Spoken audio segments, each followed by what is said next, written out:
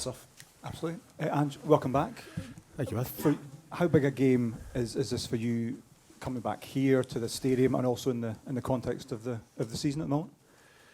Yeah, no, it's obviously significant for a couple of reasons. Obviously, when the draw came out, it was the one that was most of interest to me because of, I guess, my history up here. And yeah, looking forward to it. Should be a good game, and also, like I said, in the context of sort of where we are in Europe, important game. I think important game for both clubs. A positive result gets you a good way to getting through the knockout stages. So looking forward to it. What kind of game are you expecting tomorrow night? How highly do you rate this current Rangers team? And you know all about the stadium and the atmosphere here. European nights arguably goes up even a notch. Yeah, absolutely, and you've seen that this year as well. But yeah, obviously when I was up here, particularly in my first year, I mean, they made the Europa League final, so I got a pretty clear idea of how challenging it is to play them here in front of that crowd and the atmosphere. But at the same time, exciting. You're looking forward to big games, and I'm sure the players are as well.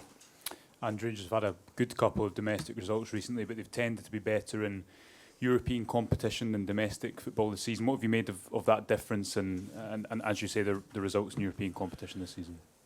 Yeah, I guess, obviously probably the domestic season hasn't gone as, in the league anyway, has gone as well as they would have liked.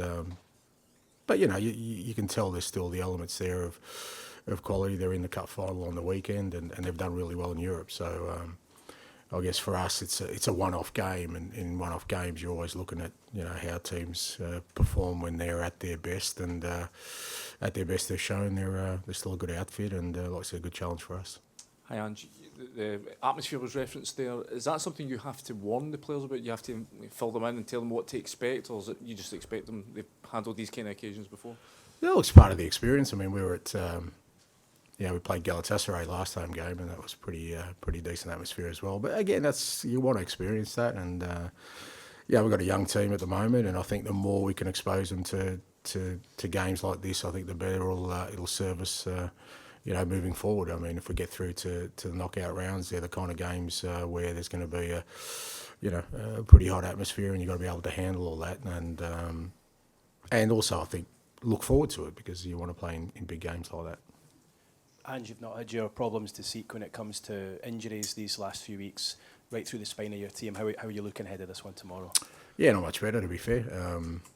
We obviously with the weekend's fallout, Romero and Van der Ven, we're still sort of getting some clarity around their, the prognosis, but both have sort of picked up injuries that will keep them out again.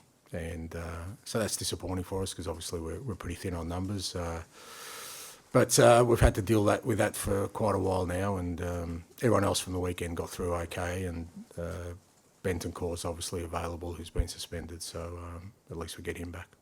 I think there was a report in Argentina today that's to say that Romero could be facing up to 6 weeks on the sidelines after what happened on Sunday. Are you able to clarify that? We at the moment, I mean, it's we're still sort of getting more information on both the guys, and I wouldn't put any timeline on it yet. In terms of the positions of those players, the two centre-halves, Bentancur being out, your goalkeeper as well, how frustrating is it, how difficult is it for you to deal with when it's the spine of your team, if you like? Yeah, it's challenging. I mean, we've obviously also got Ben Davies out, who was played a big part for us while the other two have been out. So it's no secret we're thin on numbers. We're both squad wise and position wise. But it is what it is. We can't change that. We've got some big games coming up starting tomorrow, and we'll have to deal with it with what we've got. And I'm still very confident we'll be able to get the job done with the players at our disposal. And just going back to Ibrox, what were your memories here managing when you were the Celtic boss, and what kind of reception are you expecting tomorrow? I think you know what kind of reception I'll get.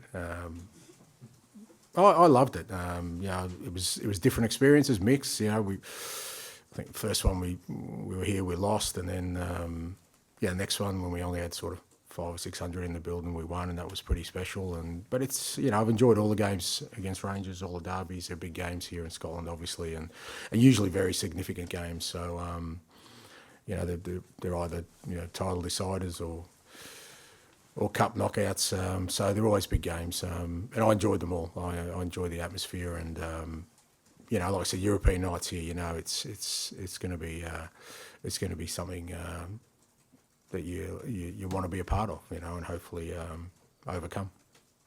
Hi, Ange. Can I ask you, with Micky, is it the same hamstring injury again? It's the same side. Whether it's the same one, I mean, obviously we just got to get clarity on sort of whether it's exactly the same spot or a different spot. Is this the worst injury crisis you've kind of ever faced? Yeah, by a fair stretch. I mean, when you've had this 2 seasons in a row as well, I mean, do you just see it as bad luck, or do you have to look at all the possible factors? No, yeah, I never think it's just bad luck. I mean, some of it is. I mean, like, I've never lost a goalkeeper for this period of time. I've had other issues that we've had. But some of it is reoccurring, particularly this year in terms of guys coming back and sort of re-injuring. So it is stuff we're looking at, and you're always trying to explore whether we can do things better.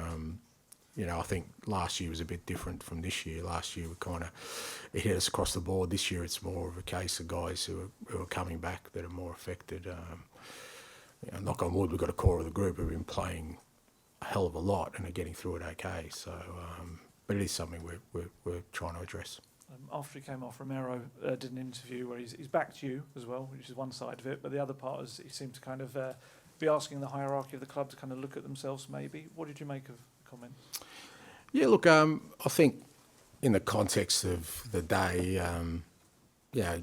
Cristian was really disappointed, obviously, more than disappointed in the fact that, you know, he works hard to get back, and it was a big game for us, he knew that, and for him to have to go off and then watch the team sort of, you know, sort of have to feel the pain of another defeat in the manner it happened. He was obviously very emotional. He's a leader in the club. He hasn't been able to help us, and I think it was his way of trying to, you know, as a leader, to help us and the group in saying that, you know, we're going through a tough time, but he believes in what we're doing. And then, you know, the other part of it probably, you know, he went about it sort of the wrong way in terms of, you know, I think he's passionate about having success at the club, and I think, you know, the way he probably expressed it was not the right way, particularly in a public sense, because I don't feel, and certainly not my belief, that, you know, our kind of challenges at the moment are because of, you know, one thing or one person. I don't believe that. I never have believed that. I think, you know, whatever we need to do, we have the power to do that, but it'll only happen if we kind of, you know, stay united as a group, particularly through difficult times, get through on the other side. And I really believe if you can do that, you come out stronger. And, yeah, like I said, Cristian, he realises what he said. A lot of what he said was good. Some of what he said wasn't right and shouldn't be done in the public. I also believe that these things, you know, we deal with them, you know, within their own sort of 4 walls, because there's always issues and that we need to deal with. And the same way I wouldn't publicly criticise a player or anyone else, I don't think we should be doing that in the public sense. And on that note, it's quite rare to hear a player speak like that, and you've just expressed how you feel about it. Will there be any repercussions for Cristian as a result? Well, again, you know, I just think you deal with these things, you know, internally. I just don't think there's any benefit in us. I know people get really sort of salacious about punishments and stuff. They really love that sort of thing. I think I'm pretty consistent in saying I don't think that that's important. I think what's more important is an understanding of, you know, how we should deal with these things and deal with them better. And you know, I've already spoken to Cristian about it, and you know, he's, like I said, he's apologised for the fact that, you know, the way he said it, particularly in the public sense, wasn't the right way to go about things. He is a human being. He got emotional, and I think he just expressed what he wanted to express, probably in the wrong way. He does care. I think it would have been easy for him not to say anything. He does care, but like I said, there's a way to do these things and a way to express yourself, and the way he did it wasn't the right way. And just with Cristian, Micky and Ben Davies being out, leaves you obviously short at centre-back. Archie came on or moved into centre back against Bournemouth. Is that the obvious solution, or is there a chance that Yves Bissouma could move into centre back at this point? You have to get creative in that area. Well, yeah. I have to get creative. Yeah. No, look, I think Archie's probably the one for us at the moment that we need to sort of try and get to fill in there.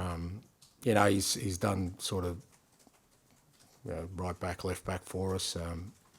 He's had to play at centre back a little bit this year. You know, he did during the pre-season. So you know, we'll obviously with him and Radu, they're the two main sort of defenders. But you know, we've still got sort of 5 or 6 games to navigate. So, like I said, we may have to get creative at some point and you know, deal with it in a different way. Matt, last one, please. And if I could just have two. One's just to pick up, thank you. One's just to pick up one more point on Cristian. He said we need to imitate Manchester City, Chelsea and Liverpool. I mean, is that completely unrealistic for Tottenham, though, in terms of strengthening and spending? Look, it depends kind of, you know, in what respect. I think we know there are things that we can compete with. I don't think it's, like I said, I don't think it's just about finances. You know, I think, yes, finances, where the club kind of sits, we kind of know there's a gap, but not between just us, with most clubs and some of those clubs. So we understand that. But within that context, I don't think it doesn't mean you can't be competitive in your own way. I think what Cristian was kind of talking about, and it's what I believe as well, is that we should aim to think like those clubs and try and be successful every year. And you know, I think the other thing that he did say, and quite clearly, is that it does have the elements of being a big club. You know, it has the infrastructure, it has the stadium, it has the support. So it's very easy to kind of point the finger of blame about one thing, but also you've got to acknowledge that these things are there as well, because other clubs are endeavouring to do that. You know, some still have that journey ahead. So, look, it's just the way I kind of think, and I just don't think that it's one thing that will sort of get us to where we want to, and I don't think there's one thing that's stopping us from getting to where we want to. And I'm certainly as ambitious as everyone else is at the football club since I've been here to bring success, and that means, you know, taking on and trying to beat the teams that in some respects have extra resources, but we can find different ways of bridging that gap. And on the game and the atmosphere, do you relish walking into the Bear Pit? Do you like it? In a way, does it bring out more of you? Does it? Yeah, well, I mean, I don't know if it brings out more of me. I mean, I'm like anyone else. I like a bit of love every now and then, mate. So, but I do enjoy that. You know, I always kind of reflect, and you know, it's we've all lived it. Is that once you experience football in empty stadiums, you realise how meaningless it is.